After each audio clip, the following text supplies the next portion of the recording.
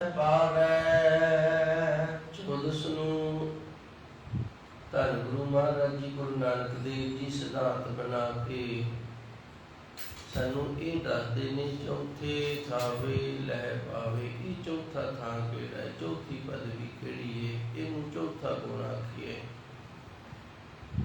ਇਸ ਸੰਸਾਰ ਦੇ ਅੰਦਰ ਜੋ ਮਾਇਆ ਦੀ ਰਚਨਾ ਹੈ ਉਹ 3 ਗੁਣਾਂ ਦੇ ਵਿੱਚ ਕੀਤੀ ਗਈ ਹੈ। ਉਹਨਾਂ 3 ਗੁਣਾਂ ਦਾ ਇਸ ਤੋਂ ਅੱਗੇ ਅਗਲੀ ਤੁਕ ਦੇ ਵਿੱਚ ਗੁਰੂ ਮਹਾਰਾਜ ਜੀ ਨੇ ਜ਼ਿਕਰ ਕੀਤਾ ਹੈ। ਅਤੇ ਇੱਥੇ ਜੋ ਗੁਰੂ ਜੀ ਨੇ ਸਾਨੂੰ ਦੱਸਿਆ ਨਾ, ਚੌਥੇ ਥਾਵੈ ਲਹਿ ਪਾਵੇ। ਜਦੋਂ ਅਸੀਂ ਉਹਨਾਂ 3 ਨੂੰ ਪਿੱਛੇ ਛੱਡ ਕੇ ਤੁਰੀਆ ਅਵਸਥਾ, ਜਿਹਨੂੰ ਨਿਰਵਾਣ ਪਦਵੀ ਵੀ ਆਖਿਆ ਜਾਂਦਾ ਹੈ, ਇੱਥੇ ਪਹੁੰਚ ਜਾਂਦੇ ਹਾਂ ਅਤੇ ਫਿਰ ਉਸ ਪ੍ਰਭੂ ਪਰਮਾਤਮਾ ਦੀ ਪ੍ਰਾਪਤੀ ਹੁੰਦੀ ਹੈ। ਚੌਥੇ ਥਾਵੈ ਤੁਰੀਆ ਅਵਸਥਾ ਵਾਲੀ ਇਹ ਚੌਥਾ ਗੁਣ ਲਹਿ, ਜਦੋਂ ਅਸੀਂ ਇਹਨੂੰ ਲੈ ਲੈਂਦੇ ਹਾਂ, ਇੱਥੇ ਪਹੁੰਚ ਜਾਂਦੇ ਹਾਂ ਪਾਵੇ, ਅਤੇ ਫਿਰ ਪ੍ਰਭੂ ਪਰਮਾਤਮਾ ਅਕਾਲ ਪੁਰਖ ਵਾਹਿਗੁਰੂ ਦੀ ਪ੍ਰਾਪਤੀ ਹੁੰਦੀ ਹੈ ਜੀ। ਰਾਜਸ ਤਾਮਸ ਸਤ ਕਾਲ ਸਮਾਵੈ। ਇਹ ਤੁਰੀਆ ਅਵਸਥਾ ਦੀ ਮਹਾਨਤਾ ਇਹ ਹੈ ਕਿ ਜਦੋਂ ਮਨੁੱਖ ਨੂੰ ਇਹ ਪ੍ਰਾਪਤ ਹੋ ਜਾਂਦੀ ਹੈ, ਅਤੇ ਫਿਰ ਜਿਹੜੇ ਮਾਇਆ ਦੇ 3 ਗੁਣ ਨੇ, ਜਿਨ੍ਹਾਂ ਦੇ ਨਾਲ ਮਾਇਆ ਇਸ ਸੰਸਾਰ ਨੂੰ ਆਪਣੇ ਨਿਯਮ ਦੇ ਵਿੱਚ ਬੰਨ੍ਹ ਕੇ ਰੱਖਦੀ ਹੈ, ਉਹ 3 ਗੁਣ ਜਿਹੜੇ ਨੇ ਨਾ ਕਾਲ ਸਮਾਵੇ, ਉਹ ਸਮੇਂ ਦੇ ਅਨੁਸਾਰ ਆਪਣੇ ਆਪ ਹੀ ਮਨੁੱਖ ਦੇ ਸਰੀਰ ਦੇ ਵਿੱਚੋਂ, ਮਨੁੱਖ ਦੇ ਸੁਭਾਅ ਦੇ ਵਿੱਚੋਂ ਬਾਹਰ ਹੋ ਜਾਂਦੇ ਨੇ। ਰਾਜਸ ਤਾਮਸ ਸਾਤਵ ਇਹ 3 ਗੁਣ ਨੇ, ਅਤੇ ਇਹ 3 ਗੁਣ ਹੁੰਦਿਆਂ ਪਰਮਾਤਮਾ ਦੀ ਪ੍ਰਾਪਤੀ ਕਿਉਂ ਨਹੀਂ ਹੁੰਦੀ, ਇਹਨੂੰ ਥੋੜ੍ਹਾ ਜਿਹਾ ਆਪਾਂ ਵਿਚਾਰ ਲੈਣਾ ਹੈ। ਰਾਜਸ ਦਾ ਅਰਥ ਹੈ ਰਜੋ ਗੁਣ। ਮਾਇਆ ਨੇ ਇਸ ਸੰਸਾਰ ਦੀ ਰਚਨਾ ਕੀਤੀ ਹੈ, ਅਤੇ ਇਹ ਸੰਸਾਰ ਹੈ ਜਿਹੜਾ, ਇਹਦੇ ਵਿੱਚ ਜਿਹੜੇ ਮਨੁੱਖ ਨੇ, ਇਹਨਾਂ ਦੇ 3 ਪ੍ਰਕਾਰ ਦੇ ਸੁਭਾਅ ਨੇ, ਅਤੇ ਸ਼ਾਸਤਰਾਂ ਦੇ ਅੰਦਰ ਫਿਰ ਉਹਨਾਂ 3 ਸੁਭਾਵਾਂ ਨੂੰ 3 ਗੁਣਾਂ ਦੇ ਨਾਮ ਦੇ ਨਾਲ ਵੰਡਿਆ ਗਿਆ ਹੈ। ਪਹਿਲਾ ਗੁਣ ਹੈ ਰਾਜਸ, ਰਜੋ ਗੁਣ। ਜਿਸ ਮਨੁੱਖ ਦੇ ਅੰਦਰ ਰਜੋ ਗੁਣ ਹੋਏਗਾ, ਉਹਦਾ ਸੁਭਾਅ ਜਿਹੜਾ ਉਹ ਸ਼ੱਕ ਵਾਲਾ ਹੋਏਗਾ। ਉਹ ਮਾੜੀ ਮਾੜੀ ਗੱਲ 'ਤੇ ਸ਼ੱਕ ਕਰੇਗਾ, ਆਪਣੀ ਪਤਨੀ 'ਤੇ ਵੀ ਸ਼ੱਕ ਕਰੇਗਾ, ਪੁੱਤਰਾਂ 'ਤੇ ਵੀ ਸ਼ੱਕ ਕਰੇਗਾ। ਉਹਦੇ ਵਾਸਤੇ ਸਾਰੇ ਚੋਰ ਨੇ, ਇਸ ਤਰ੍ਹਾਂ ਕਹਿ ਲਓ।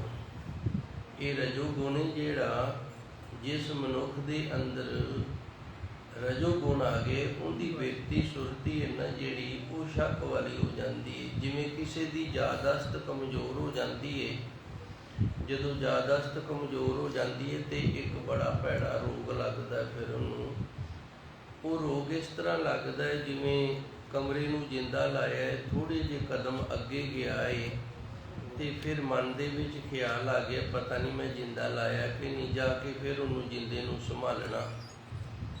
ਇਹ ਯਾਦਸ਼ਤ ਕਮਜ਼ੋਰ ਦਾ ਰੋਗ ਹੈ, ਉਹਦੇ ਨਾਲ ਇਹ ਰੋਗ ਲੱਗਦਾ ਹੈ।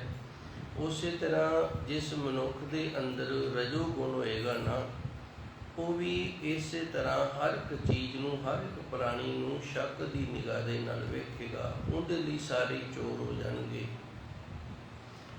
ਤਾਮਸ ਬਿਰਤੀ ਇਹ ਤਮੋ ਗੁਣ ਹੈ। ਜਿਸ ਦੇ ਅੰਦਰ ਤਾਮਸ ਬਿਰਤੀ ਹੋਏਗੀ, ਤਮੋ ਗੁਣ ਹੋਏਗਾ ਨਾ, ਉਹ ਮਾੜੀ ਮਾੜੀ ਗੱਲ 'ਤੇ ਕ੍ਰੋਧ ਕਰੇਗਾ, ਥੋੜ੍ਹੀ ਥੋੜ੍ਹੀ ਗੱਲ 'ਤੇ ਉਸ ਨੂੰ ਗੁੱਸਾ ਆਵੇਗਾ, ਅਤੇ ਉਸ ਦੀ ਤਮੈ ਜਿਹੜੀ ਉਹ ਨਹੀਂ ਭਰੀ ਜਾਏਗੀ। ਅੱਗੇ ਸਤੋ ਗੁਣ, ਇਵੇਂ ਜਿਵੇਂ ਜਿਸ ਦੇ ਅੰਦਰ ਸ਼ਤੋ ਗੁਣ ਹੋਏਗਾ, ਉਹਦੇ ਅੰਦਰ ਸ਼ੰਕਾ ਜਿਹੜੀ ਹੈ ਉਹ ਬਣੀ ਰਹੇਗੀ। ਮੇਰੇ ਹੱਥ ਪਤਾ ਨਹੀਂ ਸੁੱਚੇ ਨੇ ਕਿ ਝੂਠੇ ਨੇ, ਮੈਂ ਇੱਥੋਂ ਕੁਝ ਲੈ ਕੇ ਸ਼ਕਲ ਲਗਾ, ਇਹ ਝੂਠਾ ਹੈ ਜਾਂ ਸੁੱਚਾ ਹੈ। ਇਸ ਤਰ੍ਹਾਂ ਦੀ ਸ਼ੰਕਾ ਹੈ ਜਿਹੜੀ, ਕਿਸੇ ਹੋਰ ਨੇ ਹੱਥ ਲਾ ਦਿੱਤਾ ਅਤੇ ਮਨ ਦੇ ਵਿੱਚ ਸ਼ੰਕਾ ਹੋ ਗਈ, ਇਹਨੇ ਹੱਥ ਲਾ ਦਿੱਤਾ, ਪਤਾ ਨਹੀਂ ਇਹ ਹੁਣ ਪਦਾਰਥ, ਭਾਵੇਂ ਅਗਲੇ ਦੇ ਹੱਥ ਸੁੱਚੇ ਹੀ ਹੋਣ, ਹੋ ਸਕਦਾ ਉਹ ਸਾਡੇ ਤੋਂ ਜ਼ਿਆਦਾ ਪਵਿੱਤਰਤਾ ਹੀ ਰੱਖਦਾ ਹੋਵੇ, ਪਰ ਮਨ ਦੇ ਵਿੱਚ ਜਦੋਂ ਸਤੋ ਗੁਣ ਚੱਲ ਰਿਹਾ ਅਤੇ ਫਿਰ ਸ਼ੰਕਾ ਬਣਨੀ ਬੜੀ ਜ਼ਰੂਰੀ ਹੈ। ਮੈਂ ਇੱਕ ਵਾਰੀ ਫਿਰ ਥੋੜ੍ਹੀ ਜਿਹੀ ਮਿਹਨਤ ਕਰਦਾ। 3 ਗੁਣ ਨੇ, ਰਜੋ ਗੁਣ, ਤਮੋ ਗੁਣ ਅਤੇ ਸਤੋ ਗੁਣ।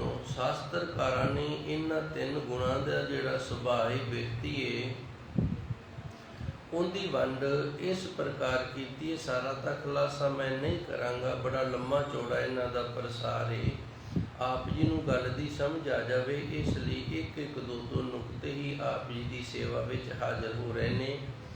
ਰਜੋਗੁਣ ਜਿਹੜੀ ਰਾਜਸੀ ਨੀਤੀ ਹੈ ਨਾ, ਇਹ ਹਰ ਇੱਕ ਤੇ ਸ਼ੱਕ ਕਰੇਗਾ। ਜਿਵੇਂ ਰਾਜੇ ਹੁੰਦੇ ਸਨ, ਉਹਨਾਂ ਨੂੰ ਆਪਣੀ ਰਾਣੀ ਤੇ ਵੀ, ਆਪਣੇ ਪੁੱਤਰਾਂ ਤੇ ਵੀ, ਵਜ਼ੀਰਾਂ ਤੇ ਵੀ ਕਿਸੇ ਤੇ ਭਰੋਸਾ ਨਹੀਂ ਸੀ ਹੁੰਦਾ। ਹਰ ਇੱਕ ਨੂੰ ਸ਼ੱਕ ਦੀ ਨਿਗਾਹ ਨਾਲ ਵੇਖਦੇ ਸਨ, ਹਰ ਇੱਕ ਤੇ ਸ਼ੱਕ ਕਰਦੇ ਸਨ।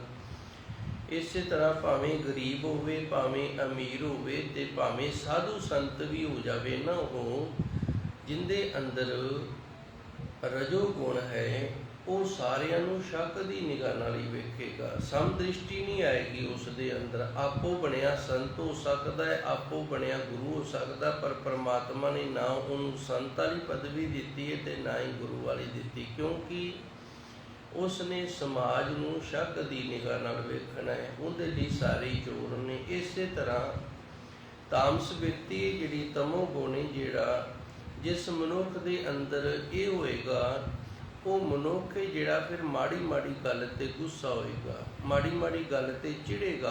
ਉਹਦੇ ਅੰਦਰ ਥੋੜੀ ਥੋੜੀ ਗੱਲ ਨੂੰ ਲੈ ਕੇ ਬੜਾ ਕ੍ਰੋਧ ਹੋਏਗਾ। ਇਹ ਹੁਣ ਆਪੋ ਪਾਣੇ ਸਮਾਜ ਦੇ ਵਿੱਚ ਸੰਤ ਬਣ ਜਾਵੇ, ਭਾਵੇਂ ਗੁਰੂ ਬਣ ਜਾਵੇ, ਪਰਮਾਤਮਾ ਨੇ ਇਹਨੂੰ ਪਦਵੀ ਨਹੀਂ ਦਿੱਤੀ, ਨਾ ਸੰਤ ਵਾਲੀ ਦਿੱਤੀ ਹੈ ਤੇ ਨਾ ਹੀ ਗੁਰੂ ਵਾਲੀ ਪਦਵੀ ਪਰਮਾਤਮਾ ਦਿੰਦਾ, ਕਿਉਂਕਿ ਇਹ ਤਾਮਸੀ ਬਿਰਤੀ ਵਾਲਾ ਹੈ। ਇਹਦੇ ਅੰਦਰ ਤਮੋ ਗੁਣ ਹੈ ਤੇ ਥੋੜੀ ਥੋੜੀ ਗੱਲ ਨੂੰ ਲੈ ਕੇ ਇਹ ਚਿੜਦਾ ਹੈ, ਕ੍ਰੋਧਿਤ ਹੁੰਦਾ ਹੈ, ਇਹਦੀ ਤਮੰਨਾ ਵੀ ਨਹੀਂ ਭਰਦੀ।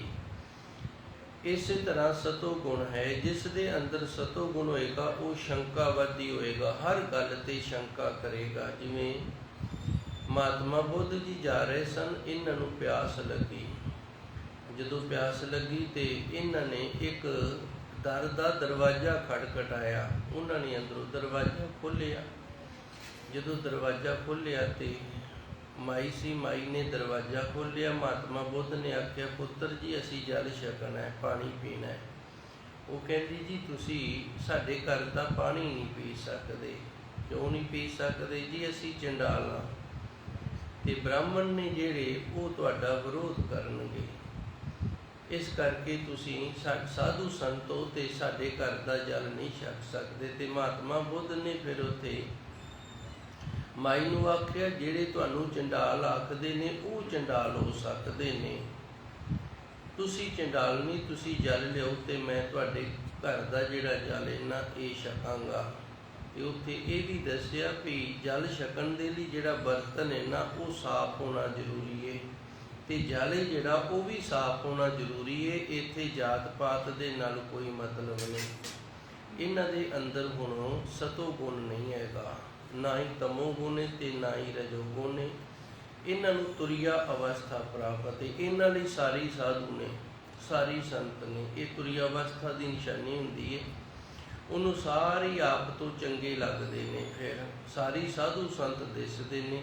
ਉਹਨਾਂ ਦੀ ਜਿਹੜੀ ਅੰਦਰ ਦੀ ਸੁਰਤ ਤੇ ਬਿਰਤ ਹੈ ਉਹ ਇਤਨੀ ਪਵਿੱਤਰ ਤੇ ਸ਼ੁੱਧ ਹੋ ਜਾਂਦੀ ਹੈ, ਕਿਸੇ ਦੀ ਬਰਿਆਈ ਉਹਦੇ ਵਿੱਚ ਦਿਸਦੀ ਨਹੀਂ। ਕੇਵਲ ਤੇ ਕੇਵਲ ਪਰਮਾਤਮਾ ਦਾ ਜੋ ਵਾਸਾ ਹੈ ਸਾਡੇ ਸਰੀਰਾਂ ਦੇ ਅੰਦਰ ਉਹ ਹੀ ਦਿਸਦਾ ਹੈ ਤੇ ਸਾਰਿਆਂ ਨੂੰ ਇੱਕ ਸਾਰ ਵੇਖਦੇ ਨੇ। ਇਹਨੂੰ ਆਖਦੇ ਨੇ ਸਮਦ੍ਰਿਸ਼ਟੀ ਦਾ ਆ ਜਾਣਾ। ਸੋ ਧੰਨ ਗੁਰੂ ਨਾਨਕ ਦੇਵ ਜੀ ਨੇ ਇਸ ਵਿਦਵਾਨ ਪੰਡਤ ਨੂੰ ਜੋ ਗਿਆਨ ਦਿੱਤਾ ਸੀ, ਦੱਖਣ ਦਿਸ਼ਾ ਦੇ ਵਿੱਚ ਜੋ 14 ਦਾ ਵਰਤ ਰੱਖਿਆ ਕਰਦਾ ਸੀ, ਚਿਤਰੈਣ ਵਰਤ ਰੱਖਿਆ ਕਰਦਾ ਸੀ, ਉਹਨੂੰ ਦੱਸਿਆ 14 ਚੌਥੇ ਥਾਵੇ ਲਹਿ ਪਾਵੇ। ਭਾਈ ਗੁਰੂ ਸਵਾਰਿਆ, ਜੇ ਤਾਂ ਤੂੰ ਤੁਰਿਆ ਅਵਸਥਾ ਦੀ ਪ੍ਰਾਪਤੀ ਲੈ ਲਈਏ ਪਾਵੇ, ਫਿਰ ਤਾਂ ਪਰਮਾਤਮਾ ਨੂੰ ਪਾ ਲਵੇਂਗਾ। ਰਾਜਸ ਤਾਮਸ ਸਤ ਕਾਲ ਸਮਾਵੇ। ਤੇ ਜੇ ਤੇਰੇ ਅੰਦਰ ਰਜੋ ਗੁਣੇ, ਤਮੋ ਗੁਣੇ ਤੇ ਸਤੋ ਗੁਣੇ, ਤੇ ਫਿਰ ਤੂੰ ਕਾਲ ਦੇ ਚੱਕਰ ਤੋਂ ਬਚ ਨਹੀਂ ਸਕਦਾ। ਕਾਲ ਦੇ ਚੱਕਰ ਦੇ ਵਿੱਚ ਹੀ ਸਮਾਏਗਾ। ਹੁਣ ਕਾਲ ਦਾ ਚੱਕਰ ਕੀ ਹੈ? ਕਾਲ ਦਾ ਚੱਕਰ ਇਹ ਹੈ ਕਿ ਸਮਾਂ ਜਿਹੜਾ ਉਹ ਜਿਵੇਂ ਜਿਵੇਂ ਬਤੀਤ ਹੁੰਦਾ ਹੈ ਉਵੇਂ ਉਵੇਂ ਸਾਡੀ ਅਰਬਲਾ ਜਿਹੜੀ ਹੈ ਪੂਰੀ ਹੋ ਜਾਂਦੀ ਹੈ ਤੇ ਫਿਰ ਅਗਲੀ ਜੂਨ ਦੇ ਵਿੱਚ ਪੈ ਕੇ ਸਾਡੇ ਕੀਤੇ ਹੋਏ ਕਰਮਾਂ ਦਾ ਫਲ ਅਸੀਂ ਭੋਗਦੇ ਹਾਂ। ਜਦੋਂ ਉੱਥੇ ਅਰਬਲਾ ਪੂਰੀ ਹੋ ਜਾਂਦੀ ਤੇ ਫਿਰ ਕਾਲ ਅਗਲੇ ਸਮੇਂ ਦੇ ਵਿੱਚ ਵਾਹਿਗੁਰੂ ਜੀ ਅਗਲੀ ਜੂਨ ਦੇ ਵਿੱਚ ਤੋਰ ਦਿੰਦਾ। ਇਹ ਹੈ ਕਾਲ ਦਾ ਚੱਕਰ।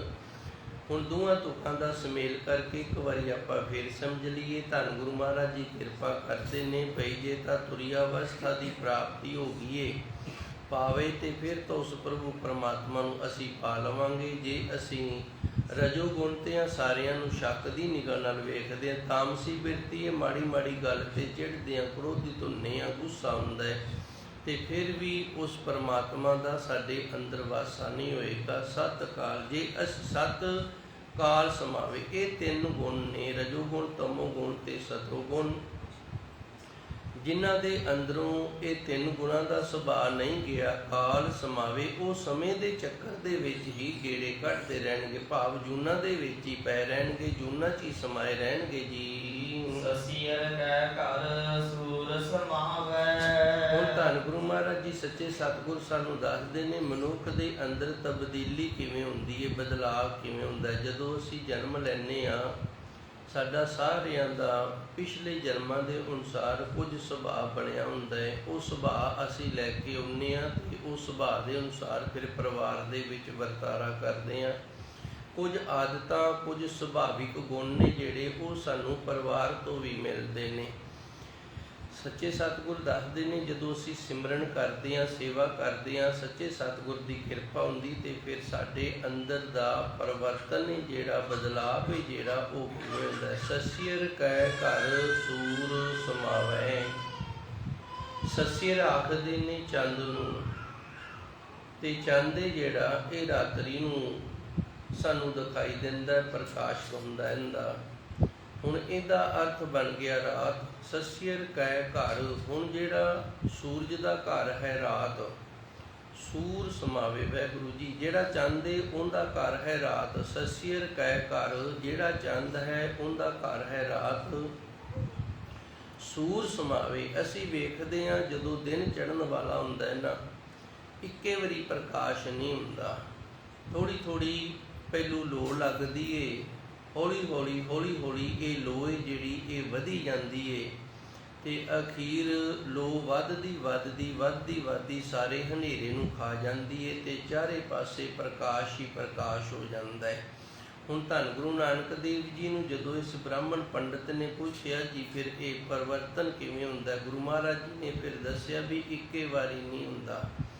ਜਿਵੇਂ ਰਾਤਰੀ ਨੂੰ ਸੂਰਜ ਜਿਹੜਾ ਇਹ ਹੌਲੀ ਅੰਮ੍ਰਿਤ ਵੇਲੇ ਤੋਂ ਖਾਣ ਲੱਗਦਾ ਹੈ, ਹਨੇਰੇ ਦਾ ਨਾਸ਼ ਕਰਨ ਲੱਗਦਾ ਹੈ, ਤੇ ਫਿਰ ਪੂਰੇ ਹਨੇਰੇ ਨੂੰ ਖਾ ਕੇ ਇੱਕ ਵਾਰੀ ਪ੍ਰਕਾਸ਼ ਕਰ ਦਿੰਦਾ ਹੈ। ਉਸੇ ਤਰ੍ਹਾਂ ਮਨੁੱਖ ਦੇ ਅੰਦਰ ਦੀ ਵੀ ਜਿਹੜੀ ਬਿਰਤੀ ਹੈ ਇਹ ਹੌਲੀ ਬਦਲਦੀ ਹੈ। ਜੇ ਕੋਈ ਇਹ ਆਖਦੇ ਵੀ ਮੈਂ ਇੱਕ ਦਿਨ ਦੇ ਵਿੱਚ ਜਪਜੀ ਸਾਹਿਬ ਪੜ੍ਹ ਕੇ ਸੰਤ ਬਣ ਜਾਵਾਂ ਤੇ ਨਹੀਂ ਬਣਿਆ ਜਾਏਗਾ। ਜਦੋਂ ਕੋਈ ਇਸ ਤਰ੍ਹਾਂ ਦਾ ਪ੍ਰਸੰਗ ਚੱਲਦਾ ਹੈ ਨਾ, ਫਿਰ ਸੰਤ ਵਰਿਆਮ ਸਿੰਘ ਜੀ ਜਿਨ੍ਹਾਂ ਦਾ ਪਿੰਡ ਪੂਲਾ ਸੀ ਤੇ ਧੂਰਕੋਟ ਗੁਰੂ ਘਰ ਦੇ ਵਿੱਚ ਬੱਚਿਆਂ ਨੂੰ ਵਿਦਿਆ ਦਿਆ ਕਰਦੇ ਸਨ, ਉਹਨਾਂ ਦਾ ਇੱਕ ਪ੍ਰਸੰਗ ਦਾਸ ਨੇ ਉਹਨਾਂ ਦੇ ਦਰਸ਼ਨ ਵੀ ਕੀਤੇ ਨੇ, ਬਚਨ ਵਿਲਾਸ ਵੀ ਉਹਨਾਂ ਨਾਲ ਹੋਏ ਨੇ। ਉਹਨਾਂ ਦਾ ਜੀਵਨ ਦੇ ਵਿੱਚ ਇੱਕ ਘਟਨਾ ਹੈ, ਮੈਨੂੰ ਉਹ ਬੜੀ ਯਾਦ ਆ ਜਾਂਦੀ ਹੈ। ਉਹਨਾਂ ਦਾ ਇੱਕ ਗੁਰਮੁਖ ਪਿਆਰਾ ਸੀ, ਬੜਾ ਪ੍ਰੇਮ ਕਰਦਾ ਸੀ ਤੇ ਸੰਤ ਵੀ ਉਹਨੂੰ ਬੜਾ ਚਾਹੁੰਦੇ ਸਨ। ਇੱਕ ਦਿਨ ਉਹਨੇ ਦੋਵੇਂ ਹੱਥ ਜੋੜ ਕੇ ਨਾ ਬੇਨਤੀ ਕੀਤੀ, ਕਹਿੰਦਾ ਸੰਤ ਜੀ ਆਪ ਸੁਭਾਵਿਕ ਹੀ ਕਹਿੰਦੇ ਹੋ ਕਿ ਸ਼ਾਂਤੀ ਦੀ ਅਵਸਥਾ ਜਿਹੜੀ ਹੈ ਸ਼ਾਂਤ ਦੇ ਅੰਦਰ ਇਹਦਾ ਆਨੰਦ ਹੀ ਵੱਖਰਾ ਹੈ। ਕਈ ਵਾਰੀ ਆਪ ਜੀ ਦੇ ਮੁਖ ਚੋਂ ਸੁਣਿਆ ਤੇ ਮੈਨੂੰ ਤਾਂ ਇਹ ਪਤਾ ਨਹੀਂ, ਹੁਣ ਜੇ ਅਵਸਥਾ ਆਵੇਗੀ ਤਾਂ ਫਿਰ ਹੀ ਉਹਦਾ ਆਨੰਦ ਜਿਹੜਾ ਨਾ ਪਤਾ ਲੱਗੇਗਾ। ਸਾਰੇ ਆਖਦੇ ਨੇ ਗੁੜ ਮਿੱਠਾ ਹੈ, ਜਿਹਨੇ ਖਾਧਾ ਹੀ ਨਹੀਂ ਉਹਨੂੰ ਕੀ ਪਤਾ ਹੈ ਕਿ ਮਿੱਠਾ ਹੈ ਕਿ ਕੌੜਾ। ਜੇ ਉਹ ਖਾਵੇਗਾ ਤੇ ਫਿਰ ਉਹਨੂੰ ਮਿਠਾਸ ਦਾ ਆਨੰਦ ਆਵੇਗਾ ਨਾ। ਸੰਤਾਂ ਨੇ ਆਖਿਆ ਚੰਗਾ ਫਿਰ ਇੱਧਰ ਥੋੜ੍ਹਾ ਜਿਹਾ ਸਾਡੇ ਨੇੜੇ ਹੋ ਕੇ ਬਹਿਣਾ ਕਰ। ਇਹ ਮਹਾਂਪੁਰਸ਼ਾਂ ਦੇ ਕੋਲ ਬੈਠ ਗਏ। ਮਹਾਂਪੁਰਸ਼ਾਂ ਨੇ ਸਰੀਰ ਦੇ ਵਿੱਚੋਂ ਵਾਈਬ੍ਰੇਸ਼ਨ ਛੱਡੀ ਏ, ਤਰੰਗਾਂ ਛੱਡੀਆਂ ਨੇ ਤੇ ਇਹ ਪਦਾਰਥ ਹੋ ਗਏ, ਇਹਦੇ ਅੰਦਰ ਆਨੰਦ ਵੱਜ ਗਏ, ਸ਼ਾਂਤੀ ਆ ਗਈ ਏ। ਫਿਰ ਸੰਤਾਂ ਨੇ ਆਪਣੀ ਇਹ ਕਿਰਿਆ ਨੂੰ ਆਪਣੇ ਅੰਦਰ ਸਮੋ ਲਿਆ, ਖਿੱਚ ਲਿਆ। ਇਹ ਦੋਵੇਂ ਹੱਥ ਜੋੜ ਕੇ ਕਹਿੰਦਾ ਜੀ ਮੈਨੂੰ ਵੀ ਇਹ ਅਵਸਥਾ ਜਿਹੜੀ ਹੈ ਚਾਹੀਦੀ ਤੇ ਕਿੰਨੇ ਕੁ ਚਿਰ 'ਚ ਪ੍ਰਾਪਤ ਹੋ ਜਾਵੇਗੀ। ਮਹਾਂਪੁਰਸ਼ ਕਹਿੰਦੇ 10 ਕੁ ਜਨਮ ਤਾਂ ਸਾਨੂੰ ਲੱਗ ਗਏ ਨੇ, ਬਾਕੀ ਤੇਰੀ ਮਿਹਨਤ ਤੇ ਜਿੰਨੀ ਕੁ ਤੂੰ ਕਰ ਲਵੇਂਗਾ।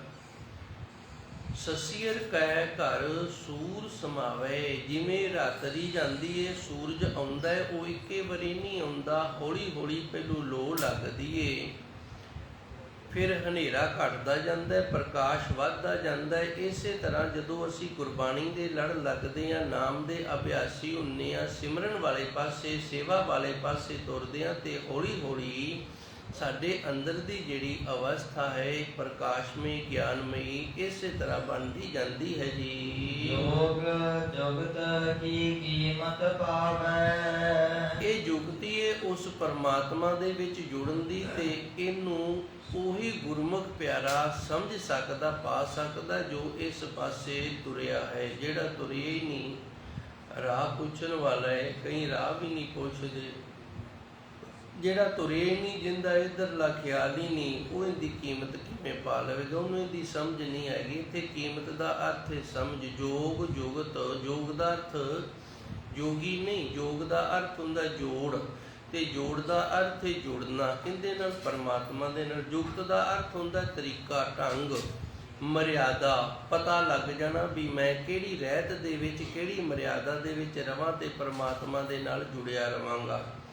ਜੋਗ ਜੁਗਤ ਕੀ ਕੀਮਤ ਪਾਵੇ। ਉਸ ਪਰਮਾਤਮਾ ਦੇ ਵਿੱਚ ਜੁੜਨ ਦੀ ਜਿਹੜੀ ਮਰਿਆਦਾ ਹੈ, ਜਿਹੜਾ ਨਿਯਮ ਹੈ, ਜਿਹੜਾ ਢੰਗ ਹੈ ਨਾ, ਉਹਦੀ ਸਮਝ ਨੂੰ ਪ੍ਰਾਪਤ ਕਰ ਲੈਂਦਾ। ਕੌਣ? ਜਿਹੜਾ ਨਾਮ ਜਪਦਾ ਹੈ, ਸਿਮਰਨ ਕਰਦਾ ਹੈ, ਅਭਿਆਸ ਕਰਦਾ ਹੈ, ਉਹਨੂੰ ਇਸ ਗੱਲ ਦੀ ਬੜੀ ਸਮਝ ਆ ਜਾਵੇਗੀ ਕਿ ਜਿਵੇਂ ਸੂਰਜ ਦੇ ਚੜ੍ਹਨ ਦੇ ਨਾਲ ਹੌਲੀ ਹੌਲੀ ਪ੍ਰਕਾਸ਼ ਹੁੰਦਾ ਹੈ, ਹਨੇਰੇ ਦਾ ਨਾਸ ਹੋ ਜਾਂਦਾ ਹੈ, ਇਸੇ ਤਰ੍ਹਾਂ ਨਾਮ ਜਪਣ ਦੇ ਨਾਲ, ਬਾਣੀ ਪੜ੍ਹਨ ਦੇ ਨਾਲ, ਸੇਵਾ ਕਰਨ ਦੇ ਨਾਲ ਗੁਰਮੁਖਾਂ ਦੇ ਅੰਦਰ ਪ੍ਰਭੂ ਪਰਮਾਤਮਾ ਦਾ ਨਾਮ ਪ੍ਰਕਾਸ਼ ਕਰਨ ਲੱਗ ਜਾਂਦਾ ਹੈ ਜੀ। 14 ਭਵਨ ਪਾਤਾਲ ਸਮਾਏ।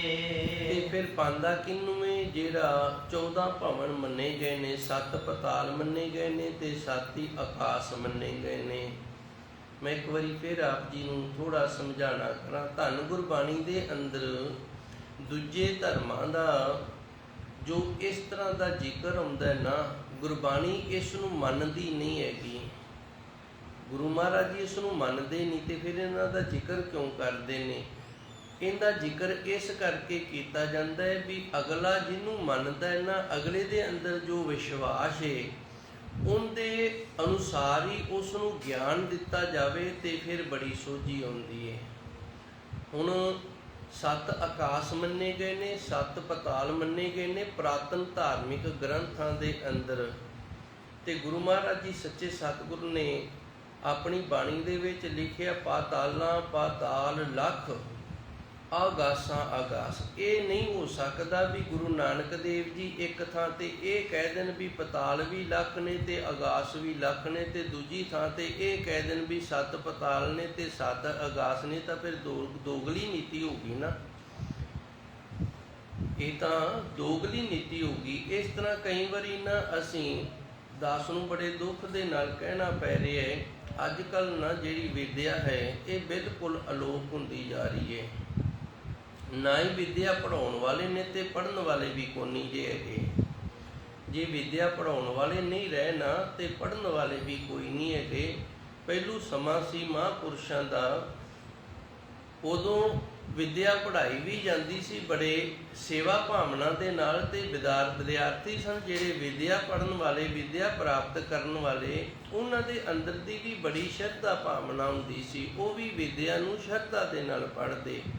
ਫਿਰ ਜਦੋਂ ਚੰਗੇ ਉਸਤਾਦ ਦੀ ਮਾਰ ਖਾਧੀ ਹੋਵੇ ਤੇ ਫਿਰ ਇਹਨਾਂ ਸਾਰੀਆਂ ਗੱਲਾਂ ਦੀ ਸੋਝੀ ਆ ਜਾਂਦੀ ਹੈ, ਸਮਝ ਆ ਜਾਂਦੀ ਹੈ ਕਿ ਗੁਰੂ ਨਾਨਕ ਦੇਵ ਜੀ ਸੱਚੇ ਸਤਿਗੁਰ ਦੋਗਲੀ ਨੀਤੀ ਨਹੀਂ ਵਰਤ ਰਹੇ। ਇੱਕ ਥਾਂ ਤੇ ਕਹਿ ਰਹੇ ਨੇ ਪਾਤਾਲਾਂ ਪਾਤਾਲ ਲੱਖ, ਆਗਾਸਾਂ ਆਗਾਸ ਵੀ ਲੱਖਾਂ ਹੀ ਆਗਾਸ ਨੇ ਤੇ ਲੱਖਾਂ ਹੀ ਪਤਾਲ ਨੇ, ਤੇ ਦੂਜੀ ਥਾਂ ਤੇ ਕਹਿ ਰਹੇ ਨੇ ਵੀ 14 ਨੇ, 7 ਆਕਾਸ਼ ਨੇ ਤੇ 7 ਪਤਾਲ ਨੇ। ਨਹੀਂ, ਇੱਥੇ ਹੁਣ ਗੁਰੂ ਨਾਨਕ ਦੇਵ ਜੀ ਦਾ ਜਿਹੜਾ ਸਮਾਨ ਦੇਣਾ ਉਹ ਇੱਕ ਪੰਡਤ ਦੇ ਨਾਲ ਚੱਲ ਰਿਹਾ ਹੈ, ਤੇ ਉਸ ਪੰਡਤ ਨੂੰ ਜੇ ਇਹ ਕਹਿ ਦੇਣਗੇ ਨਾ ਵੀ ਲੱਖਾਂ ਆਕਾਸ਼ ਤੇ ਲੱਖਾਂ ਪਤਾਲਾਂ ਦੇ ਵਿੱਚ ਪ੍ਰਭੂ ਪਰਮਾਤਮਾ ਸਮਾਇਆ ਹੋਇਆ, ਉਹਨੂੰ ਤੂੰ ਪਾਲੇਗਾ, ਤੇ ਇਹ ਆਖੂਗਾ ਪਹਿਲੋਂ ਮੈਨੂੰ ਦੱਸੋ ਜੀ ਲੱਖ ਆਕਾਸ਼ ਤੇ ਲੱਖ ਪਤਾਲ ਕਿਹੜੇ ਨੇ।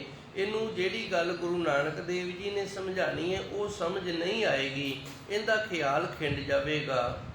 ਜਿਹੜਾ ਸਮਝਾਉਣ ਵਾਲਾ ਹੁੰਦਾ ਹੈ, ਭਾਵੇਂ ਉਹ ਮਾਸਟਰ ਹੈ, ਭਾਵੇਂ ਕੋਈ ਹੋਰ ਵਿਦਿਆ ਦੇਣ ਵਾਲਾ ਨਾ, ਉਹ ਇਹਨਾਂ ਗੱਲਾਂ ਦਾ ਬੜਾ ਧਿਆਨ ਰੱਖਦਾ ਵੀ ਜਿਹਨੂੰ ਮੈਂ ਕੁਝ ਦੱਸਦਾ ਉਹਦਾ ਧਿਆਨ ਨਾ ਖਿੰਡੇ।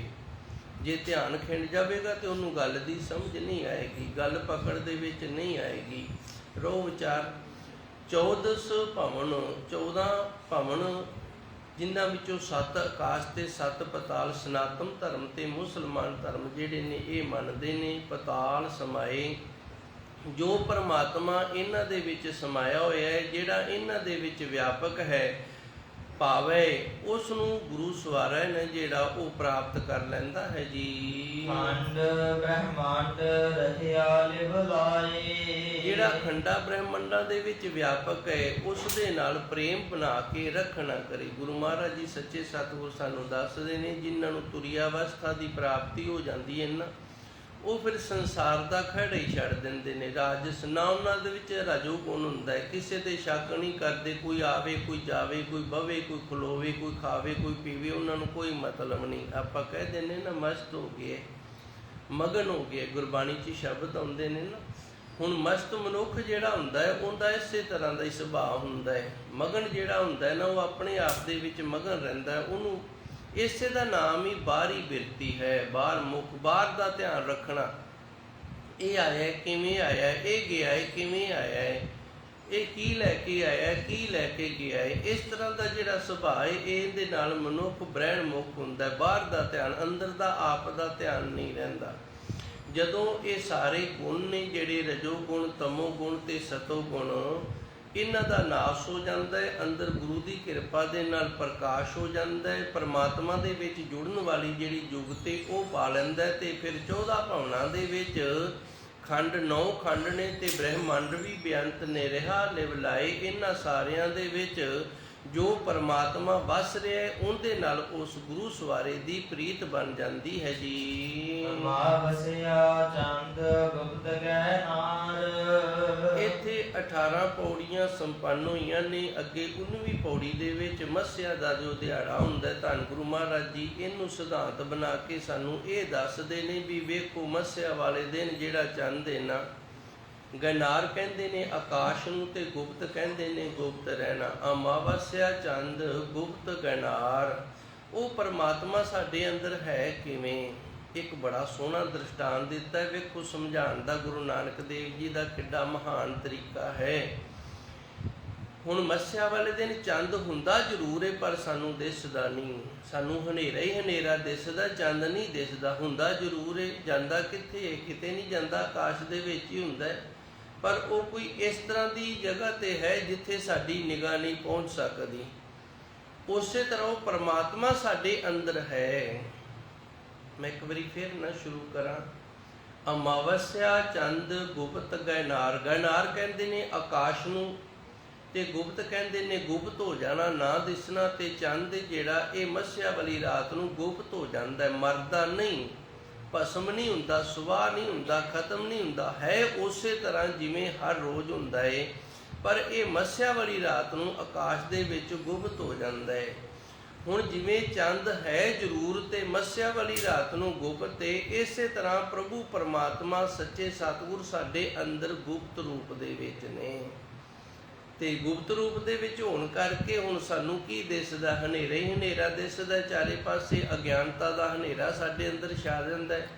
ਇੱਧਰ ਅਸੀਂ ਕਹਿ ਦਿੰਦੇ ਹਾਂ ਮੱਸਿਆ ਦੀ ਰਾਤ ਤੇ ਤਾਂ ਕਰਕੇ ਹਨੇਰਾ ਚੰਦ ਨਹੀਂ ਦਿਸਦਾ, ਤੇ ਉਧਰ ਅੰਦਰ ਜਿਹੜਾ ਸਾਡੇ ਅੰਦਰ ਵੀ ਮੱਸਿਆ ਬਣੀ ਰਹਿੰਦੀ ਹੈ। ਧੰਨ ਗੁਰੂ ਜੀ ਨੇ ਸਾਨੂੰ ਇਸ ਦ੍ਰਿਸ਼ਟਾਂਤ ਦੇ ਨਾਲ ਉਸ ਪ੍ਰਭੂ ਪਰਮਾਤਮਾ ਦੀ ਜੋ ਸਾਡੇ ਅੰਦਰ ਵਿਆਪਕਤਾ ਹੈ ਤੇ ਅਗਿਆਨਤਾ ਦੇ ਹਨੇਰੇ ਕਰਕੇ ਸਾਨੂੰ ਨਹੀਂ ਦਿਸਦਾ, ਇਹ ਸਮਝਾਣਾ ਕੀਤਾ ਹੈ ਜੀ। ਬੁਝੋ ਗਿਆਨੀ ਸ਼ਬਦ ਵਿਚਾਰ। ਹੁਣ ਚੰਦ ਜਿਹੜਾ ਇਹ ਤਾਂ ਅੱਗੇ ਜਿਵੇਂ ਸਮਾਂ ਤਬਦੀਲ ਹੋਏਗਾ, ਦਿਨ ਅਗਲਾ ਆਏਗਾ, ਦੂਜਾ ਤੀਜਾ ਚੌਥਾ ਮੱਸਿਆ ਤੋਂ, ਤੇ ਇਹਨੇ ਫਿਰ ਭਾਈ ਦਿਸਣ ਲੱਗ ਜਾਣਾ। ਤੇ ਪਰਮਾਤਮਾ ਸਾਡੇ ਅੰਦਰ ਜੋ ਗੁਪਤ ਹੈ ਉਹ ਕਿਵੇਂ ਦਿਸੇ ਸਾਡੇ ਤੇ, ਦੂਜਾ ਤੀਜਾ ਚੌਥਾ ਦਿਨ ਕਿਵੇਂ ਆਵੇ। ਬੁਝੋ ਗਿਆਨੀ। ਧੰਨ ਗੁਰੂ ਜੀ ਰਹਿਮਤ ਕਰਦੇ ਨੇ ਅਸੀਂ ਉਸ ਪਰਮਾਤਮਾ ਨੂੰ ਲੱਭ ਸਕਦੇ ਹਾਂ। ਇੱਥੇ ਬੁਝੋ ਦਾ ਅਰਥ ਸਮਝਣਾ ਨਹੀਂ, ਲੱਭਣਾ ਹੈ। ਬੁਝੋ ਗਿਆਨੀ ਹੈ ਗਿਆਨਵਾਨ ਮਨੁੱਖ, ਤੂੰ ਲੱਭਣਾ ਕਰ। ਤੇ ਲੱਭੇਗਾ ਕਿਵੇਂ? ਸ਼ਬਦ ਵਿਚਾਰ। ਧੰਨ ਗੁਰਬਾਣੀ ਦੇ ਸ਼ਬਦ ਦੀ ਵਿਚਾਰ ਕਰ। ਜਦੋਂ ਗੁਰਬਾਣੀ ਦੇ ਸ਼ਬਦ ਦੀ ਵਿਚਾਰ ਕਰੇਗਾ, ਗੁਰਬਾਣੀ ਦੀ ਕਥਾ ਸੁਣੇਗਾ, ਗੁਰਬਾਣੀ ਦੇ ਲੜ ਲੱਗੇਗਾ ਤੇ ਫਿਰ ਗੁਰੂ ਕਿਰਪਾ ਕਰੇਗਾ, ਸੋਝੀ ਦੇਵੇਗਾ। ਵੈਸੇ ਗੁਰੂ ਮਹਾਰਾਜ ਜੀ ਨੇ ਸਾਨੂੰ ਦੱਸ ਹੀ ਦਿੱਤਾ ਹੈ, ਸਸੀਅਰ ਕੈ ਘਰ ਸੂਰ ਸਮਾਵੈ। ਜਿਵੇਂ ਰਾਤਰੀ ਦਾ ਹਨੇਰਾ ਹੁੰਦਾ ਹੈ, ਸੂਰਜ ਨੇ ਚੜ੍ਹਨਾ ਹੈ, ਪਹਿਲੂ ਥੋੜ੍ਹਾ ਜਿਹਾ ਪ੍ਰਕਾਸ਼ ਹੁੰਦਾ ਹੈ, ਫਿਰ ਉਹ ਪ੍ਰਕਾਸ਼ ਹੌਲੀ ਹੌਲੀ ਹੌਲੀ ਹੌਲੀ ਵੱਧਦਾ ਜਾਂਦਾ ਹੈ। ਹੁਣ ਜੇ ਸਮਾਂ ਰੁਕ ਜਾਵੇ, ਸੂਰਜ ਰੁਕ ਜਾਵੇ ਤੇ ਪ੍ਰਕਾਸ਼ ਵੀ ਰੁਕ ਜਾਵੇਗਾ। ਇਸੇ ਤਰ੍ਹਾਂ ਜੇ ਅਸੀਂ ਸਿਮਰਨ ਕਰਨੋਂ ਰੁਕ ਜਾਵਾਂਗੇ, ਬਾਣੀ ਪੜ੍ਹਨੋਂ, ਨਿਤਨੇਮ ਕਰਨੋਂ ਰੁਕ ਜਾਵਾਂਗੇ ਤੇ ਪ੍ਰਕਾਸ਼ ਵੀ ਹੋ ਸਕਦਾ ਰੁਕ ਜਾਵੇ ਸਾਡੇ ਅੰਦਰ। ਜਿਵੇਂ ਜਿਵੇਂ ਅਸੀਂ ਅਭਿਆਸ ਕਰਾਂਗੇ ਉਵੇਂ ਉਵੇਂ ਗਿਆਨ ਅੰਦਰੋਂ ਵੱਧਦਾ ਜਾਏਗਾ। ਇਸ ਤਰ੍ਹਾਂ ਸ਼ਬਦ ਦੀ ਵਿਚਾਰ ਦੇ ਨਾਲ ਉਸ ਪ੍ਰਭੂ ਪਰਮਾਤਮਾ ਦੀ ਪ੍ਰਾਪਤੀ ਹੁੰਦੀ ਹੈ। ਬੁੱਝੋ ਗਿਆਨੀ, ਉਸ ਪਰਮਾਤਮਾ ਨੂੰ ਆਪਣੇ ਅੰਦਰੋਂ ਲੱਭ, ਜਿਹੜਾ ਗੁਪਤ ਰੂਪ ਦੇ ਵਿੱਚ। ਤੇ ਲੱਭਣਾ ਕਿਵੇਂ ਹੈ?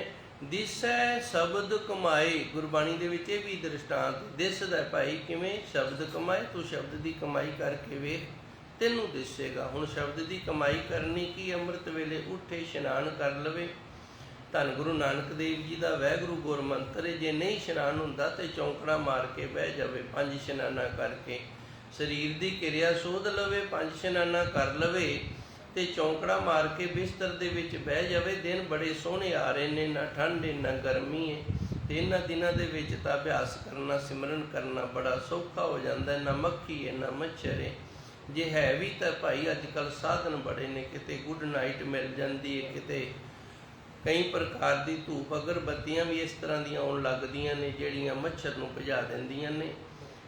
ਦਿਸੈ ਸ਼ਬਦ ਕਮਾਏ। ਮੇਰਾ ਵਾਹਿਗੁਰੂ ਹਾਜ਼ਰ ਨਾਜ਼ਰ ਹੈ ਸਾਡੇ ਅੰਦਰ, ਤੇ ਦਿਸਦਾ ਉਹਨੂੰ ਹੈ ਆਪਣੇ ਅੰਦਰੋਂ ਜਿਹੜਾ ਵਾਹਿਗੁਰੂ ਸ਼ਬਦ ਦੀ ਕਮਾਈ ਕਰਦਾ ਹੈ। ਅੰਮ੍ਰਿਤ ਵੇਲੇ ਚੌਂਕੜਾ ਮਾਰ ਕੇ ਬਹਿ ਜਾਂਦਾ ਹੈ। ਇਹ ਕਰੀ ਹੂੰ ਆਦਿ ਕਰੀ। ਭਗਤ ਕਬੀਰ ਜੀ ਦਾ ਸ਼ਬਦ ਹੁੰਦਾ ਨਾ ਵੀ ਇੱਕ ਘੜੀ 24 ਮਿੰਟ ਦੀ ਘੜੀ ਹੁੰਦੀ ਏ।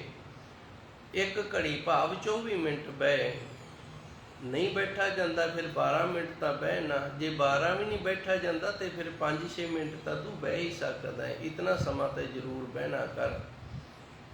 ਆਦਿ ਹੂੰ, ਹੁਣ ਆਦ ਅੱਧੀ ਤੋਂ ਵੀ ਅੱਧੀ ਕਰ ਲਾ। ਜੇ ਅੱਧੀ ਘੜੀ 12 ਮਿੰਟ ਨਹੀਂ ਬੈਠਾ ਜਾਂਦਾ ਫਿਰ 6 ਮਿੰਟ ਬਹਿ। ਸ਼ਬਦ ਵਿਚਾਰ ਤੇ ਸ਼ਬਦ ਦੀ ਵਿਚਾਰ ਦੇ ਨਾਲ ਪ੍ਰਭੂ ਪਰਮਾਤਮਾ ਅੰਦਰੋਂ ਲੱਭਦਾ ਹੈ ਜੀ। ਸਸੀਅਰ ਗਗਨ ਜੋਤ ਤਹਿ ਲੋਈ। ਸਸੀਅਰ ਫਿਰ ਚੰਦ ਨੂੰ ਆਖਿਆ, ਗਗਨ ਆਕਾਸ਼ ਨੂੰ ਆਖਿਆ, ਜੋਤ ਤਿਹ ਲੋਈ। ਹੁਣ ਮੱਸਿਆ ਵਾਲੀ ਰਾਤ ਨੂੰ ਚੰਦ ਨਹੀਂ ਸੀ, ਗੁਪਤ ਸੀ। ਅੱਗੇ ਦਿਨ ਆਏ ਨੇ ਅਗਲੇ, ਤੇ ਚੰਦ ਜਿਹੜਾ ਉਹ ਗਗਨ ਆਕਾਸ਼ ਦੇ ਵਿੱਚ ਆ ਗਿਆ ਤੇ ਉਸੇ ਜੋਤ ਨਾਲ ਹੀ ਆਇਆ ਜਿਹੜੀ ਜੋਤ ਦੇ ਨਾਲ ਇਹ ਅਲੋਪ ਹੋਇਆ ਸੀ। ਇਹਦੀ ਜੋਤ ਨਹੀਂ ਬਦਲੀ। ਉਸੇ ਤਰ੍ਹਾਂ ਪ੍ਰਭੂ ਪਰਮਾਤਮਾ ਜਿਹੜੀ ਜੋਤ ਦੇ ਨਾਲ ਇਸ 5 ਭੂਤਕ ਸਰੀਰ ਦੇ ਵਿੱਚ ਪ੍ਰਵੇਸ਼ ਕੀਤਾ ਹੈ ਨਾ, ਉਸੇ ਜੋਤ ਦੇ ਨਾਲ ਉਹ ਪਰਮਾਤਮਾ ਸਾਨੂੰ ਸ਼ਬਦ ਦੀ ਕਮਾਈ ਕੀਤਿਆਂ ਅੰਦਰੋਂ ਪ੍ਰਾਪਤ ਹੋਏਗਾ। ਤੇ ਉਹ ਲੋਈ ਤੇ ਤਿੰਨਾਂ ਲੋਕਾਂ ਦੇ ਵਿੱਚ ਉਸ ਪਰਮਾਤਮਾ ਦੀ ਇਹ ਜੋਤ ਹੈ ਜਿਹੜੀ ਇਹ ਪ੍ਰਕਾਸ਼ਮਾਨ ਹੈ। ਇਹ ਨਹੀਂ ਵੀ ਮੈਂ ਇਸ ਲੋਕ ਦੇ ਵਿੱਚ ਆ, ਪਤਾ ਨਹੀਂ ਇੱਥੇ ਹੈਗੀ ਹੈ ਕਿ ਨਹੀਂ ਹੈਗੀ, ਜਾਂ ਕਿਤੇ ਹੋਰ ਆ ਉੱਥੇ ਹੈਗੀ ਕਿ ਨਹੀਂ। ਉਹ ਹਰ ਥਾਂ ਤੇ ਵਿਆਪਕ ਹੈ, ਤੇਰੇ ਅੰਦਰ ਹੈ। ਜਿੱਥੇ ਵੀ ਉਹਦੇ ਸ਼ਬਦ ਦੀ ਤੂੰ ਕਮਾਈ ਕਰੇਂਗਾ, ਸ਼ਬਦ ਦੇ ਨਾਲ ਜੁੜੇਂਗਾ, ਉੱਥੇ ਹੀ ਉਹ ਪ੍ਰਭੂ ਪਰਮਾਤਮਾ ਤਿੰਨਾਂ ਲੋਕਾਂ ਦੇ ਵਿੱਚ ਬੰਦਗੀ ਸਿਮਰਨ ਕਰਨ ਵਾਲੇ ਨੂੰ ਆਪਣੀ ਜੋਤ ਦਾ ਅੰਦਰੋਂ ਪ੍ਰਕਾਸ਼ ਕਰਦਾ ਹੈ। ਸਸੀਅਰ ਗਗਨ, ਜਿਵੇਂ ਆਕਾਸ਼ ਦੇ ਵਿੱਚ ਸੂਰਜ ਵਾਹਿਗੁਰੂ ਜੀ ਚੰਦ ਚੜ ਜਾਂਦਾ ਹੈ ਜੀ। ਕਰ ਕਰ ਵੇਖੈ ਕਰਤਾ ਸੋਈ। ਕਰ ਕਰ ਵੇਖੈ, ਅਭਿਆਸ ਨੂੰ ਕਰ ਕਰਕੇ ਵੇਖਿਆ ਜਾਂਦਾ ਹੈ। ਕਰਤਾ ਸੋਈ, ਉਹ ਪਰਮਾਤਮਾ ਅਕਾਲ ਪੁਰਖ ਵਾਹਿਗੁਰੂ ਹੈ ਨਾ ਜਿਹੜਾ, ਉਹਨੂੰ ਵੇਖਣ ਦੇ ਲਈ ਅਭਿਆਸ ਕਰਨਾ ਪੈਣਾ ਹੈ। ਅਭਿਆਸ ਤੋਂ ਬਿਨਾਂ ਉਹਦੀ ਪ੍ਰਾਪਤੀ ਨਹੀਂ ਹੁੰਦੀ, ਉਹਦੇ ਦਰਸ਼ਨ ਨਹੀਂ ਹੁੰਦੇ। ਕਰ ਕਰ ਵੇਖੈ ਕਰਤਾ ਸੋਈ। ਉਸੇ ਕਰਤੇ ਨੂੰ, ਉਸੇ ਪਰਮਾਤਮਾ ਨੂੰ ਅਭਿਆਸ ਦੀ ਕਮਾਈ ਦੇ ਨਾਲ ਕਰਤ ਕਰਤ ਅਭਿਆਸ ਕੇ ਜੜਮਤ ਹੋਤ ਸੁਜਾਨ। ਰਸਰੀ ਆਵਤ ਜਾਤ ਤੇ ਸਿਲ ਪਰ ਪਰਤ ਨਿਸ਼ਾਨ। ਬੜਾ ਸੁੰਦਰ ਤੁਲਸੀਦਾਸ ਜੀ ਨੇ ਦੋਹਰਾ ਲਿਖਿਆ, ਕਹਿੰਦਾ ਅਭਿਆਸ ਕਰਦਿਆਂ ਕਰਦਿਆਂ ਨਾ ਜੜ ਮਤ, ਕਹਿੰਦੇ ਨੇ ਜਿੰਦੀ ਮਤ ਦੇ ਵਿੱਚ ਸਮਝ ਨਾ ਆਵੇ। ਬੜਾ ਮੱਥਾ ਮਾਰੀਏ, ਬੜਾ ਸਮਝਾਉਣ ਦਾ ਯਤਨ ਕਰੀਏ ਤੇ ਫਿਰ ਵੀ ਗੱਲ ਨਾ ਸਮਝ ਆਵੇ, ਤੇ ਜੇ ਉਹ ਆਪ ਯਤਨ ਕਰੇ ਨਾ ਵੀ ਮੈਨੂੰ ਸਮਝ ਆਵੇ ਤੇ ਵਾਰੀ ਵਾਰੀ ਅਭਿਆਸ ਕਰਨ ਲੱਗ ਜਾਵੇ ਤੇ ਫਿਰ ਉਹਨੂੰ ਸਮਝ ਆਉਣੀ ਸ਼ੁਰੂ ਹੋ ਜਾਂਦੀ ਹੈ। ਅੱਗੇ ਦ੍ਰਿਸ਼ਟਾਂਤ ਦਿੰਦੇ ਨੇ, ਕਹਿੰਦੇ ਨੇ ਵੇਖੋ ਪੱਥਰ ਜਿਹੜਾ ਨਾ, ਕਿੱਡਾ ਸਖਤ ਹੁੰਦਾ ਹੈ। ਤੇ ਖੂਹ ਦੇ ਉੱਤੇ ਪੱਥਰ ਰੱਖਿਆ ਹੁੰਦਾ। ਪੁਰਾਣੇ ਸਮੇਂ ਦੇ ਵਿੱਚ ਨਾ ਇੱਕ ਭਾਰਾ ਜਿਹਾ ਪੱਥਰ ਲੈ ਕੇ ਉਹਦਾ ਇੱਕ ਹਿੱਸਾ ਜਿਹੜਾ ਸੀ ਉਹ ਖੂਹ ਦੇ ਵਿੱਚ ਅੱਗੇ ਕੀਤਾ ਜਾਂਦਾ ਸੀ। 3 ਹਿੱਸੇ ਜਿਹੜੇ ਹੁੰਦੇ ਸਨ ਉਹ ਪਿੱਛੇ ਮਿੱਟੀ ਵਿੱਚ ਦੱਬੇ ਜਾਂਦੇ ਸਨ। ਉਹ ਇਸ ਵਾਸਤੇ ਕਿ ਜਿਹੜੀ ਬਾਲਟੀ ਹੈ ਉਹ ਚੰਗੀ ਤਰ੍ਹਾਂ ਖੂਹ ਦੇ ਵਿੱਚ ਅੱਗੇ ਹੋ ਕੇ ਪਕੜੀ ਜਾਵੇ, ਪੈਰ ਅੱਗੇ ਚੰਗੀ ਤਰ੍ਹਾਂ ਰੱਖਿਆ ਜਾਵੇ ਤੇ ਖੂਹ ਦੀ ਦੀਵਾਰ ਦੇ ਨਾਲ ਬਾਲਟੀ ਜਿਹੜੀ ਹੈ ਉਹ ਨਾ ਵੱਜੇ, ਕਿਉਂਕਿ ਖੂਹ ਦੀ ਦੀਵਾਰ ਦੇ ਨਾਲ ਜਦੋਂ ਬਾਲਟੀ ਵੱਜਦੀ ਸੀ ਤੇ ਪਾਣੀ ਡੁੱਲ ਜਾਇਆ ਕਰਦਾ ਸੀ। ਇਸ ਕਰਕੇ ਜਿਹੜੀ ਰੱਸੀ ਘੁੰਮਦੀ ਹੈ ਨਾ ਜਿਹਦੇ ਉੱਤੇ ਫਿਰਕੀ ਜੀ, ਤੇ ਉਹਨੂੰ ਖੂਹ ਦੇ ਵਿਚਾਲੇ ਜਾ ਕੀਤਾ ਹੁੰਦਾ ਤੇ ਅੱਗੇ ਹੋ ਕੇ ਉਹਨੂੰ ਫੜਨਾ ਬਾਲਟੀ ਰੱਸੀ ਨੂੰ ਬੜਾ ਸੌਖਾ, ਵਿਚਾਲੇ ਤੁਰੀ ਹੁੰਦੀ ਹੈ। ਹੁਣ ਉਹਦੇ ਨਾਲ ਰੱਸਾ ਜਿਹੜਾ ਉਹ ਵੀ ਰਗੜੇਗਾ। ਰਸਰੀ ਆਵਤ ਜਾਤ ਤੇ ਉਹ ਰੱਸੀ ਕਦੀ ਥੱਲੇ ਜਾਏਗੀ ਕਦੀ ਉੱਪਰ ਆਏਗੀ ਤੇ ਉਹਦੇ ਤੇ ਨਾ ਉਹ ਨਿਸ਼ਾਨ ਛੱਡ ਦਿੰਦੀ। ਵੇਖੋ ਪੱਥਰ ਕਿੱਡਾ ਸਖਤ ਹੈ ਤੇ ਉਹਦੇ ਤੇ ਵੀ ਰੱਸੀਆਂ ਦੇ ਨਿਸ਼ਾਨ ਪੈ ਜਾਂਦੇ ਨੇ, ਘਾਸੇ ਪੈ ਜਾਂਦੇ ਨੇ। ਕਰਤ ਕਰਤ ਅਭਿਆਸ ਕੇ ਜੜਮਤ ਹੋਤ ਸੁਜਾਨ, ਰਸਰੀ ਆਵਤ ਜਾਤੇ ਸਿਰ ਪਰ ਪਰਤ ਨਿਸ਼ਾਨ। ਇਸ ਤਰ੍ਹਾਂ ਕਰ ਕਰ ਵੇਖੇ, ਵੇਖਣਾ ਜਿੰਨੇ ਉਹਨੂੰ ਕਰਨਾ ਪੈਣਾ ਹੈ ਤੇ ਜਿਹੜਾ ਅਭਿਆਸ ਕਰਦਾ ਹੈ ਉਹ ਪ੍ਰਭੂ ਪਰਮਾਤਮਾ ਨੂੰ ਵੇਖ ਲੈਂਦਾ ਹੈ। ਕਰਤਾ ਸੋਈ ਉਹ ਪ੍ਰਭੂ ਪਰਮਾਤਮਾ ਜੋ ਸਾਡੇ ਸਾਰਿਆਂ ਦੇ ਅੰਦਰ ਹੈ ਜੀ। ਗੁਰ ਤੇ ਦਿਸੈ ਸੋ ਦਿਸਹੀ ਮਾਹੇ। ਤੇ ਗੁਰੂ ਹੈ ਜਿਹੜਾ ਇਹਦੇ ਤੋਂ ਬਿਨਾਂ ਦਿਸਦਾ ਵੀ ਨਹੀਂ। ਜੇ ਕੋਈ ਨਗੂਰਾ ਆਖੇ ਨਾ ਵੀ ਆਪਾਂ ਕੋਈ ਨਾਮ ਹੈ ਜਿਹੜਾ ਰਾਮ ਆਖਣ ਲੱਗ ਜੀਏ, ਹਰੀ ਆਖਣ ਲੱਗ ਜੀਏ, ਵਾਹਿਗੁਰੂ ਆਖਣ ਲੱਗ ਜੀਏ ਤੇ ਮੈਨੂੰ ਦਿਸ ਜਾਏਗਾ। ਗੁਰ ਤੇ ਦਿਸੇ, ਦਿਸੇਗਾ ਗੁਰੂ ਤੋਂ ਬਿਨਾਂ। ਆਪਾਂ ਆਮ ਵੀ ਵੇਖੋ ਕਹਿ ਦਿੰਦੇ ਹਾਂ ਗੁਰ ਬਿਨ ਗਤ ਨਹੀਂ ਤੇ ਸ਼ਾਹ ਬਿਨਾਂ ਪਤ ਨਹੀਂ। ਜੇ ਕਿਤੇ ਮਾਇਆ ਦੀ ਲੋੜ ਹੋ ਜਾਵੇ ਤੇ ਫਿਰ ਆਪਾਂ ਭੱਜ ਕੇ ਆੜਤੀ ਕੋਲ ਜਾਂਦੇ ਹਾਂ, ਸਾਡਾ ਪੜਦਾ ਰਹਿ ਜਾਂਦਾ। ਲੋਕਾਂ ਨੂੰ ਐਂ ਲੱਗਦਾ ਵੀ ਘਰੋਂ ਹੀ ਕੱਢ ਕੇ ਵਰਤ ਲੈਨੇ। ਤੇ ਜੇ ਸਾਡਾ ਆੜਤੀ ਨਾ ਹੋਵੇ ਜਵਾਬ ਦੇ ਦੇਵੇ ਤੇ ਫਿਰ ਕਿਸੇ ਭੈਣ ਭਰਾ ਕੋਲ ਜਾ ਕੇ ਮੰਗਣੇ ਪੈਂਦੇ ਨੇ ਤੇ ਅਗਲਾ ਕਹਿੰਦਾ ਤੇਰਾ ਆੜਤੀ ਤਾਂ ਹੈਗਾ ਸੀ, ਮੇਰੇ ਕੋਲ ਕਿਉਂ ਆਇਆ? ਬੇਇੱਜ਼ਤੀ ਹੋ ਗਈ ਹੈ ਨਾ, ਅਗਲੇ ਨੇ ਮੋੜ ਦਿੱਤਾ ਹੈ।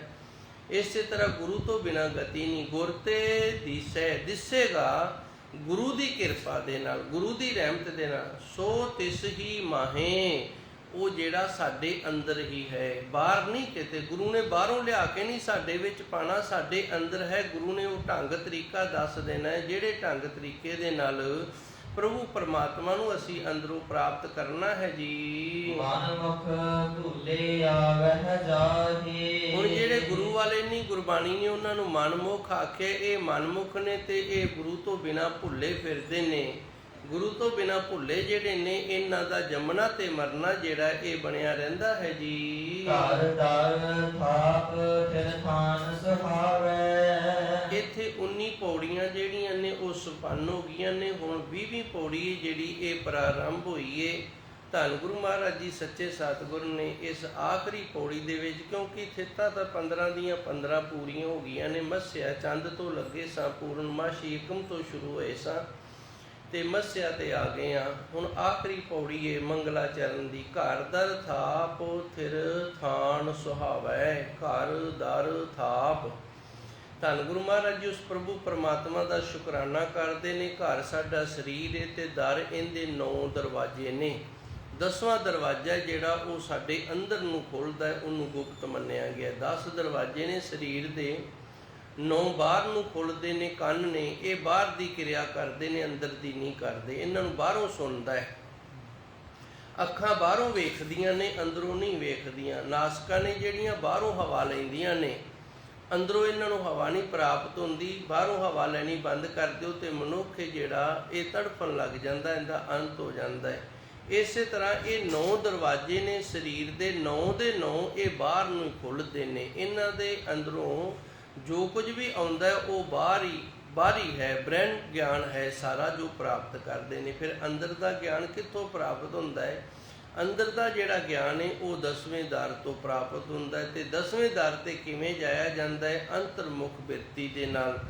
ਬਾਹਰੀ ਖਿਆਲ ਜਿਹੜੇ ਜਿਵੇਂ ਰਜੋਗੁਣ ਦੇ ਨਾਲ ਦੂਜਿਆਂ ਦੇ ਉੱਤੇ ਸ਼ੱਕ ਕਰਨਾ, ਐਵੇਂ ਕਿਸੇ ਦੇ ਮਗਰ ਤੁਰੇ ਫਿਰਨਾ, ਦੂਜੇ ਦੇ ਬਾਰੇ ਪੁੱਛਦੇ ਰਹਿਣਾ, ਇਹ ਬ੍ਰਹਮ ਬਿਰਤੀ ਹੈ। ਇਹਦੇ ਨਾਲ ਪਰਮਾਤਮਾ ਨਹੀਂ ਮਿਲੇਗਾ। ਫਿਰ ਤਾਮਸੀ ਬਿਰਤੀ, ਮਾੜੀ ਮਾੜੀ ਗੱਲ ਤੇ ਕ੍ਰੋਧਵਾਨ ਹੋਣਾ। ਤੇ ਗੁਰਬਾਣੀ ਦੇ ਅੰਦਰ ਦੱਸਿਆ ਕਾਮ ਕ੍ਰੋਧ ਕਾਇਆ ਕੋ ਗੱਲ ਹੈ। ਇਹ ਤਾਂ ਸਰੀਰ ਦਾ ਨਾਸ ਹੀ ਕਰ ਦਿੰਦੇ ਨੇ।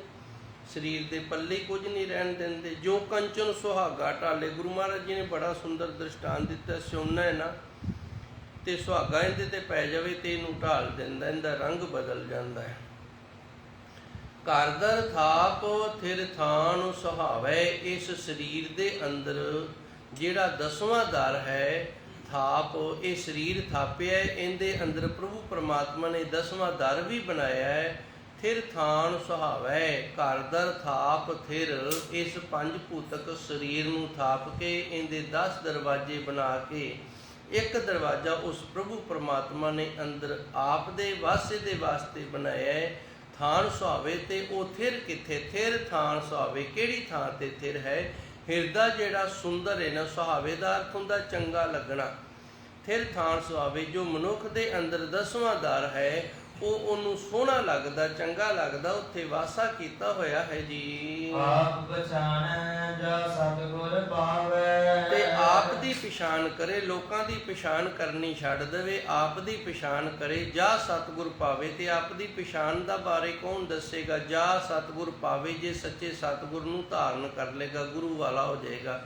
ਆ ਕਈਆਂ ਨੂੰ ਕਹਿ ਦਈਏ ਨਾ ਅੰਮ੍ਰਿਤ ਛਕ ਲਓ, ਤੇ ਕਹਿ ਦਿੰਦੇ ਨੇ ਅਜੇ ਕੀ ਏ ਛਕ ਲਵਾਂਗੇ। ਚਲੋ ਇਹ ਵੀ ਤੁਹਾਡੀ ਗੱਲ ਠੀਕ ਹੈ, ਅਜੇ ਕੁਝ ਵੀ ਨਹੀਂ, ਮਰਨ ਤੋਂ 2-4-10 ਦਿਨ ਪਹਿਲੂ ਛਕ ਲਵਾਂਗੇ। ਤੇ ਫਿਰ ਇਹ ਜਿਹੜਾ ਸਫ਼ਰ ਹੈ ਇਹ ਕੌਣ ਤੈਅ ਕਰੇਗਾ? ਅਭਿਆਸ ਕਰਨ ਵਾਲਾ, ਸਿਮਰਨ ਕਰਨ ਵਾਲਾ, ਬੰਦਗੀ ਕਰਨ ਵਾਲਾ, ਇਹ ਸਫ਼ਰ ਕਦੋਂ ਤੈਅ ਕਰਾਂਗੇ? ਅੰਮ੍ਰਿਤਾ ਛਕ ਲਿਆ, ਛਕ ਕੇ ਤੇ ਗੁਰਸਿੱਖੀ ਦੀ ਲੈਣ ਤੇ ਖੜੇ ਹੋ ਗਏ, ਤੁਰੇ ਤਾਂ ਨਹੀਂ ਨਾ, ਉੱਥੇ ਹੀ ਖੜੇ ਆ ਜਿੱਥੇ ਖੜੇ ਸੀ, ਤੇ ਸਰੀਰ ਚਲਾ ਗਿਆ।